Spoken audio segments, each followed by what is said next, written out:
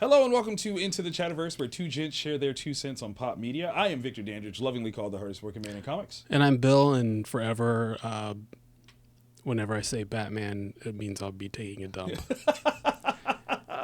Oh my goodness! And in order to get that gift. one, you would have had to been at Yes. the GalaxyCon in Columbus over the weekend. Absolutely. That was a magical sketch duel, and I should have known as soon as he said it in earshot of me and I repeated it, he was going to do that. Dave Johnson did an amazing piece of Batman taking a poop. And the biggest issue that I have with it is that it was clearly onto his cape. Like, there was no... Yeah, I mean, I noticed that when you showed the sketch, I'm like, where's the cape going? Yeah, no, it's collecting it. It's catching it. It's a bat sample. That's how bad he had to go. Oh, it's so nasty. I mean, the look on his face, too, was just like... There was struggle. He had struggle lines. It was awful.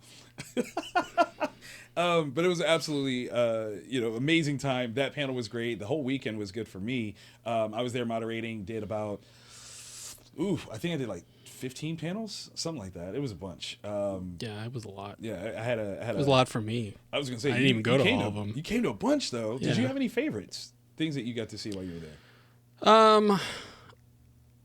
Like I enjoyed, whenever it was the creators, you were talking to the creators, I enjoyed that part of Those it. were always good. Yeah. But the celebrity ones, I'm like, I can give or take those. That's fair. You take stuff away from it, but also you're like, yeah, that's not true.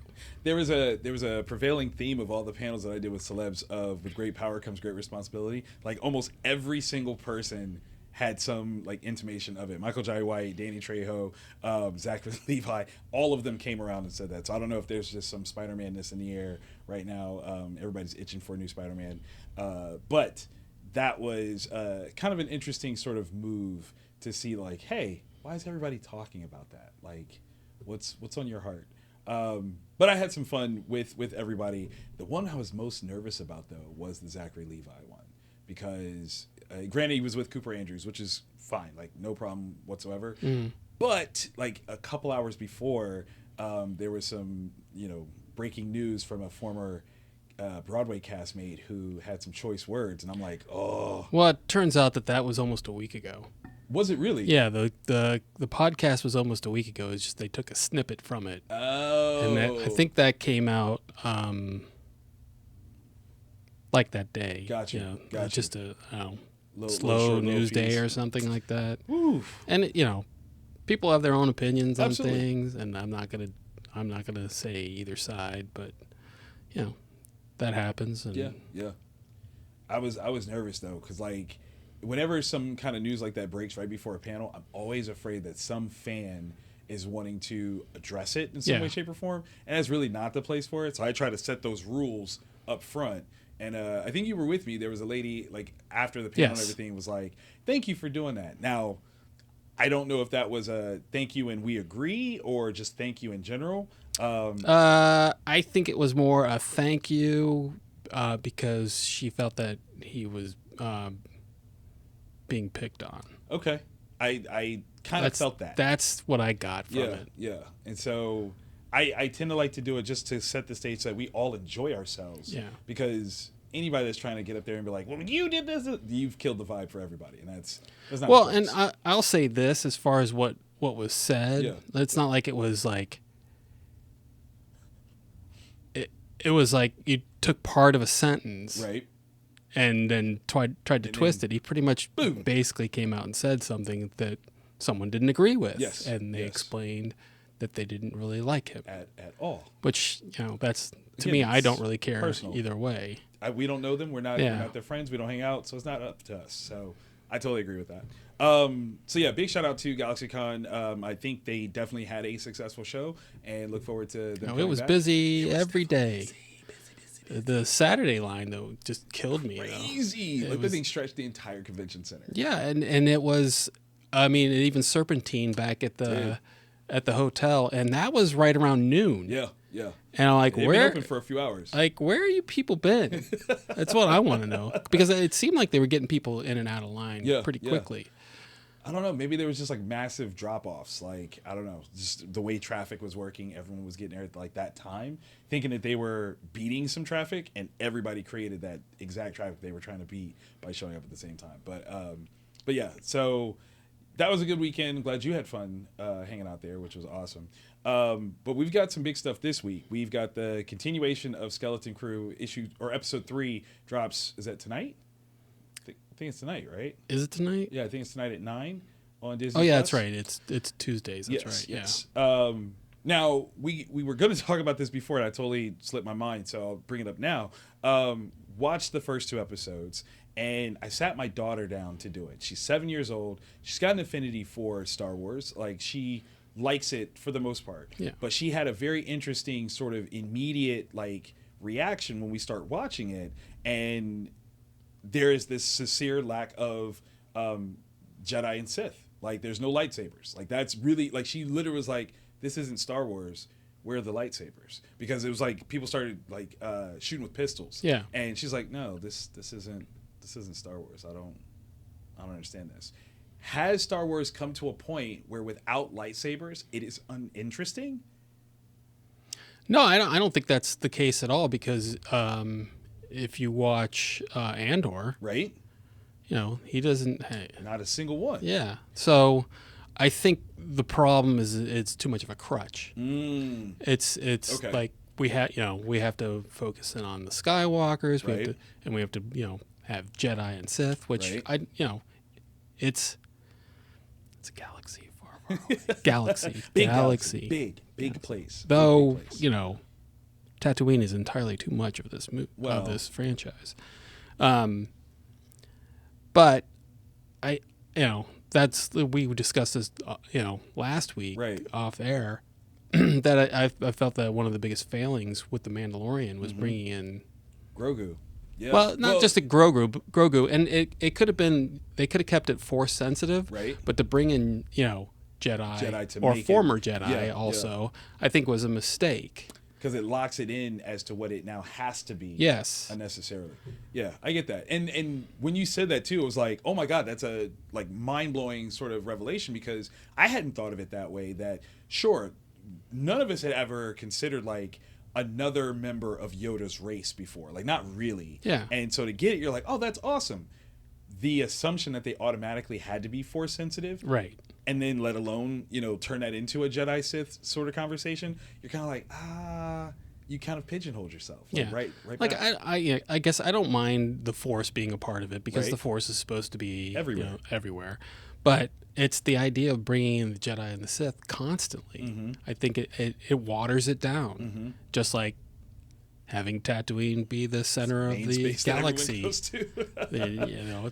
It's basically a neighborhood. Right. If that. Yeah. Like, it's a block.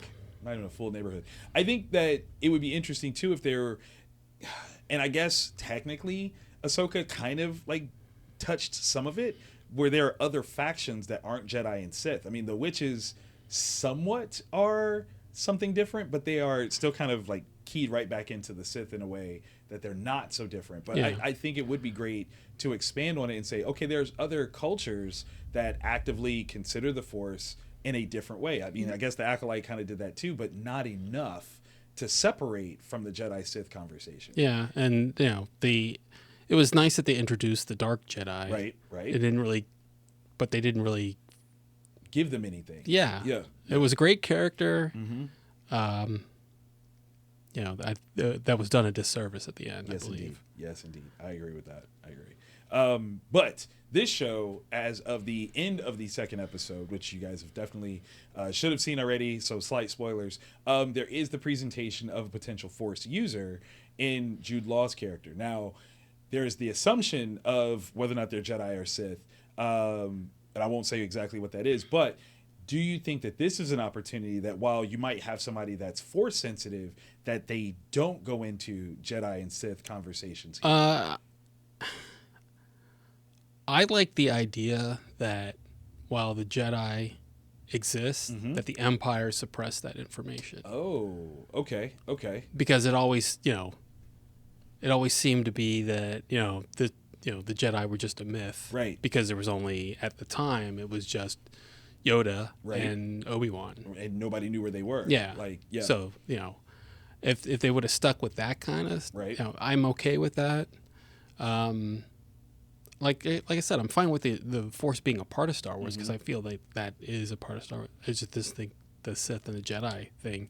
They just need to get away from that. Well, especially, what was it in A New Hope where the one general calls it like an archaic religion? Yes. How can it be an archaic religion if they're everywhere all the time that Right. everyone's always talking about? So, no, I totally agree with that. And I always had that question too, like, if Vader and potentially the Emperor, whether or not everybody else knew it, were Sith, why do you call it an archaic religion? Like, it's not something that all of those people are aware of. Like, I've never understood that, if that was ever And officially that's the retconned. failing of Chapter 4 Okay, all right. being the first that they make. Right. And you're just like, they say a thing and you're like, that's not really how we're going to play that. Yeah. Like, whatever. I mean, 30 years could be enough to kind of lose a standing of something, of an institution, but to call it archaic, I'm like, no, that's got to be, quite a ways old. And Well, you got to also think of how old was the person when they said, who said Also it. And I true. can't remember how old the character, even because it was like 18 years. Yeah. Was it only 18? Oh, yeah, I guess it was. Because only, Luke. Yeah, because Luke. Yeah. Dang it, I thought it was 30. I've given it way more time. But even so, say the person is, if they're 38, it was 20 Right. when they last heard Of a Jedi. If they'd ever heard of the Jedi. That's also true. So, like, in playing up the idea of it truly being a galaxy, maybe they're from a place that the Empire has gotten to, but they've never heard of a Jedi before. Yeah, they've heard of it, but they're like, What is that? Yeah. Like, that's silly stuff. Okay. Right. All right. I hope that's what Skeleton Crew does. Like, that would be fun. So fingers crossed, knock on wood and all that. Also this week, we've got Kraven the Hunter dropping from Sony Pictures, expanding their Spider-Man universe. On a scale of 1 to 10, how much are you looking forward to this movie? Negative 25. I remember watching the trailer at CinemaCon back in 23, and I was like, "What? Why are we doing this? Why are we?" Yeah, and then I think they've delayed it at least 2 or 3 times. I think so. And I've just got a bad taste in my mouth from all the stuff they made outside of, the first Venom, which I think is fine. It's not great. And the Spider-Verse movies, the animated stuff. And that stuff's been outstanding. And I remember going into the first one, like, I really don't want to see Not this. at all. The animation, just like, what are you doing? And Kooky, then you watch it's it. weird. And, yes. You watch it, and it all works. Yes. Into the Spider-Verse has been arguably the greatest success of the Spider-Man franchise that Sony has had since the very first Sam Raimi series. Well, there are people that will say that the Spider-Verse is probably the best made Spider-Man, and I can't argue that. Yeah. Though I will always, mine's always going to be Spider-Man 2. Yes. Because that, and it's so funny that these things have existed for so long that people forget what it was like before and how revolutionary those first 2 movies were. Yeah. Because Spider-Man 1 was a great start. Like, it was a really good start.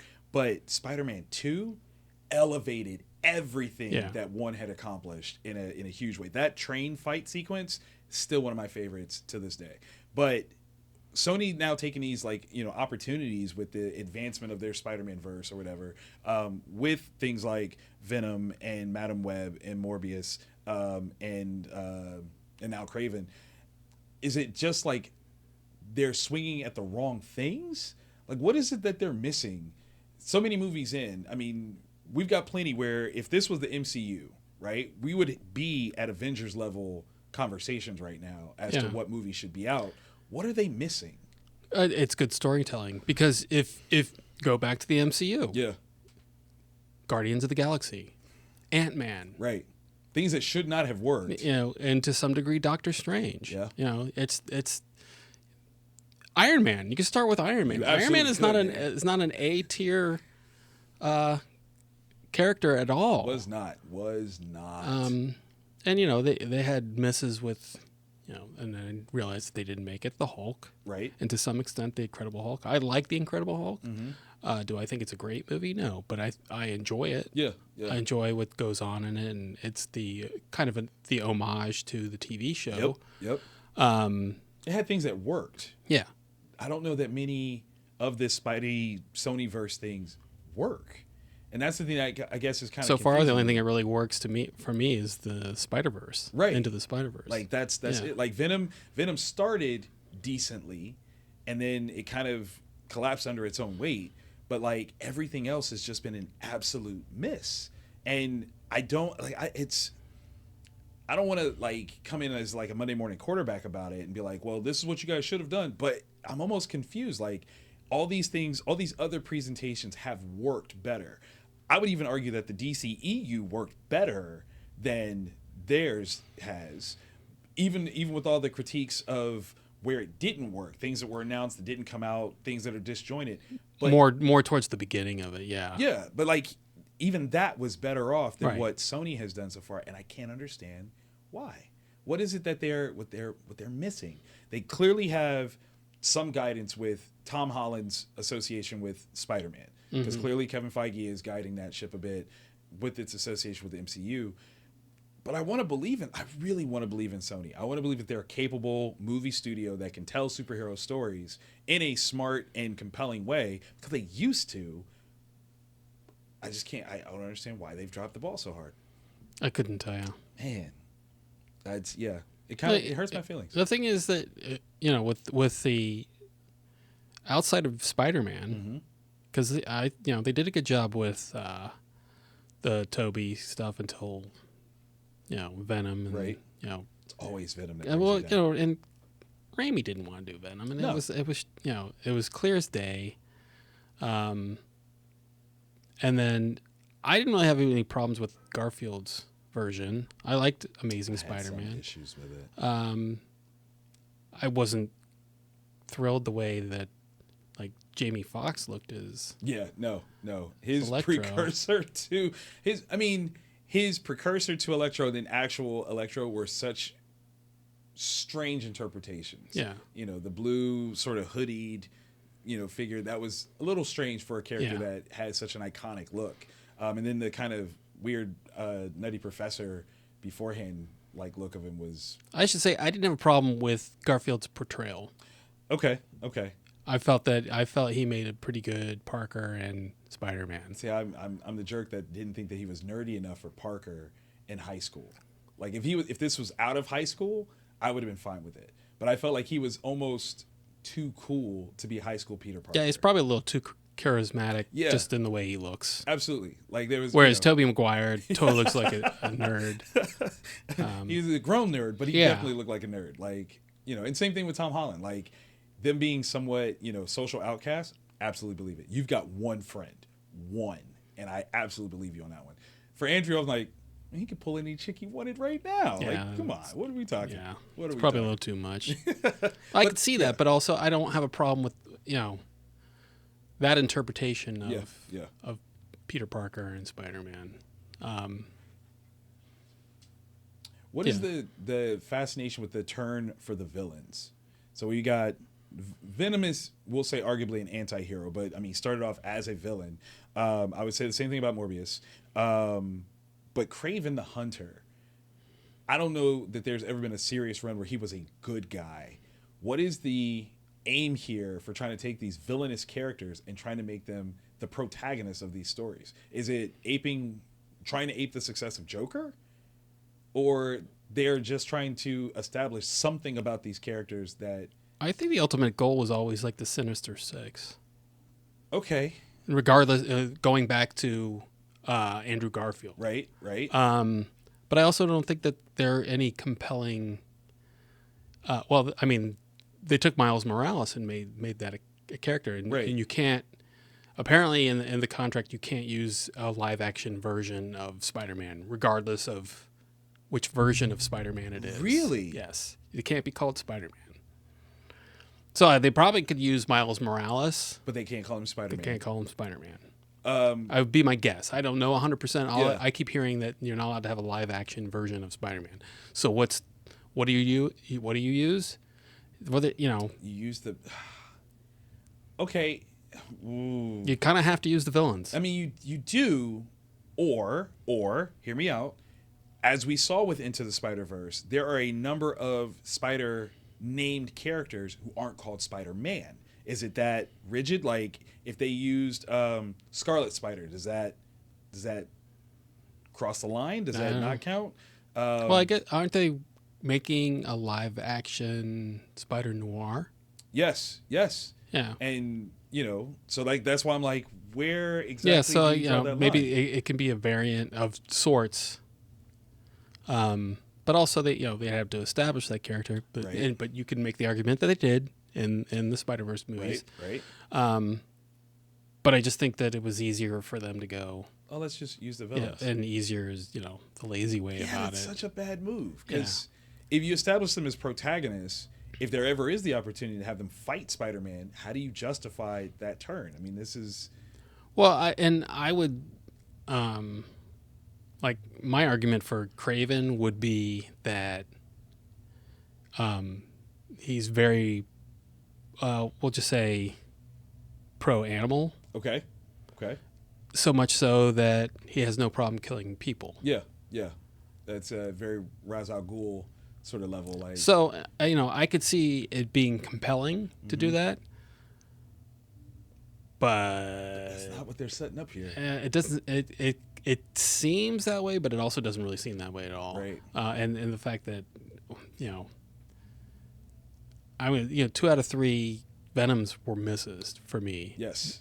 Morbius was definitely a miss with post-credit scenes that I have no idea what's going on. Became nothing. Like, I don't even know how to consciously rationalize what that's supposed to be. Yeah. I'm even still looking at. I just watched Spider-Man: Homecoming for the first time in a minute, and I will say that the reveal of Toombs being Liz's dad still holds. I forgot for whatever reason, but that post-credit scene where he's in jail talking to Matt Gargan, and that goes nowhere. Like, we haven't seen that payoff, and that's been a good while now. Like, it's kind of crazy to me. So it just seems like Sony has all these aspirations but no guidance. Do they need a Kevin Feige? Like, is that what it is? Yeah, I think, but that's not like the easiest thing to do. I mean, you sure. You need someone like Kevin Feige, but you Yeah. have to find that person. See, I feel like the answer is obvious, and so smack me down with the truth on this one. If they need a Kevin Feige, right? And obviously Kevin has a background in producing that is phenomenal. Mm-hmm. I'm not saying this person should have a background in producing because I think that will absolutely be difficult to find. But there has got to be a prominent Marvel writer, editor, former editor-in-chief that you can go to and go, we want to do this. How do we do that? Like, how do we come up with good So stories basically, to do what that? you want is a writer's room, and you want someone to be over the writer's room. Yes. essentially. Yes. Whereas with Kevin Feige, he learned from being an associate producer and a producer on all these other projects, Yeah. including the Sam Raimi Spider-Man and all these things. So why? But he had a lot of misses too. I mean, he has. He was part of the X-Men stuff. He absolutely so. was. He absolutely Yes. was. And I think that's kind of the thing is like, okay, so you learned Yes. to be able to perform here. So like, I almost want to go, I'm going to outright say it. Jimmy Palmiotti, who was the unsung or one of the unsung heroes of the Marvel Knights line, right? For Marvel. Like, it was him and Joe Quesada. Joe Quesada ended up getting the editor-in-chief position. Jimmy never wanted to take that, at least with DC or anybody else. But there's got to be like a sensational like amount of opportunity that you can offer him. I'm not even just saying money, but go be our head story guy for this. Like, do what you did with Marvel Knights to this. Because Marvel Knights was a bunch of characters separated, weren't winners under any circumstance at the time. Marvel was borderline bankrupt at the time, and they turned it into an amazing imprint that earned one of the creators of that imprint the editor-in-chief position. Well, I think that in terms of that, what I like about that is if you take someone that's not used to writing screenplays and just say, hey, this is what the story needs to be, and then you have whoever you need to write the screenplay, and then they go through and edit it. Yeah, I think that would work. Yeah. The problem is that you still have to have someone in charge of that person. To do that. And what happened when Kevin Feige lost all his power in the MCU? Things got overran. You got yeah. everything from Black Widow to where are we at now? The last one would have been the Marvels, right? Yeah. Until Deadpool Wolverine. Yeah. And those weren't wins. Those weren't wins. Absolutely. It's rough. Yeah. That was a rough stretch. Yeah. Yeah. So it's a matter of being on equal footing, I would guess, because if you think about it in terms of Feige almost left before all that because of Perlmutter wanting to do all this stuff, and then they finally went, okay, we're separating you two. You get TV, you get movies. Right. It's not the same, And we'll keep those separated. Yeah. I mean, I totally understand how that happened. Yeah. It's just I like to think that there is enough capable talent that's out there that these things should not be what we are receiving. Well, and also, what would have happened if Iron Man wasn't Iron Man? Absolutely. It all would have crumbled. We never would have gotten as far. Yeah. Without question. But I kind of like to think of that idea of when you have something that works like this, then there's more of an opportunity for the ships to rise. Like, was Spawn the greatest superhero movie of all time? No, but what Spawn started, Blade continued, X-Men continued, Spider-Man did even better. Yeah. And so there's like this... You also have Man-Thing thrown in there, too. Was that around the same time? It was. Yes, it was around the same time. So Steel.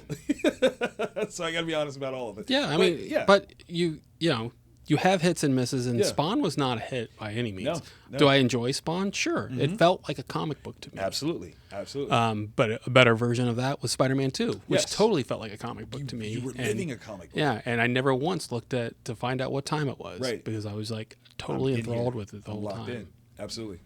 Okay, well, I hope that Sony finds a way to either save what they're doing or connect it in a way that it makes sense, that, all these different shots in the dark that they've had here turn into something other than a joke. Because considering what they were, I am worried about them moving forward. Because at this point, it almost seems like they're making these Spider-Man movies to keep the licensing rights. And that does nothing for Spider-Man. It does nothing for the fans. It does nothing for the filmmakers.